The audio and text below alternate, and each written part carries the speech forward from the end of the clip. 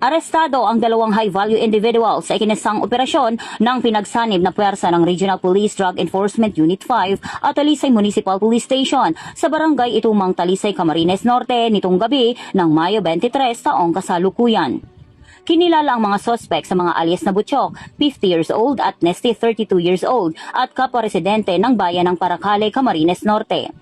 Batay sa ulat ng Talisay PNP, dakong alas 10:40 ng gabi nang ikasa ang operasyon sa koordinasyon ng Philippine Drug Enforcement Agency Regional Office 5. Nasa kote ang dalawang suspect matapos bentahan ng hinihinalang shabu ang isang kosher buyer. Nakumpiska mula sa kanilang posesyon ang nasa 1.2 kilo ng hinihinalang shabu na may tinatayang standard drug price na umaabot sa 8,160,000 piso.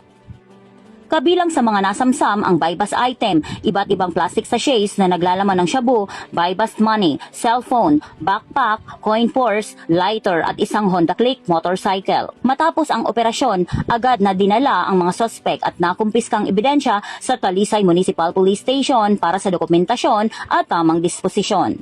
Mahaharap ang dalawang suspect sa kasong paglabag sa Republic Act 9165 o Comprehensive Dangerous Drugs Act of 2002. Ayon kay Police Colonel Paul Florendo Abay, Provincial Director ng Camarines Norte Police Provincial Office, patunay na ang matagumpay na operasyon ay batay sa Enhanced Managing Police Operations ng PNP sa ilalim ng PNP Focused Agenda. Aniya, bunga rin ito ng tuloy-tuloy at mas pinaigting na kampanya kontra iligal na droga ng Police Regional Office 5 sa pakikipag-ugnayan sa iba't ibang unit ng pulisya upang mapanatili ang kapayapaan at seguridad sa buong rehiyon ng Bicol.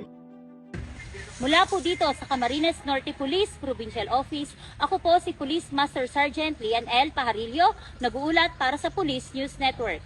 Bagong PNP para sa bagong Pilipinas, serbisyong mabilis, tapat at nararamdaman.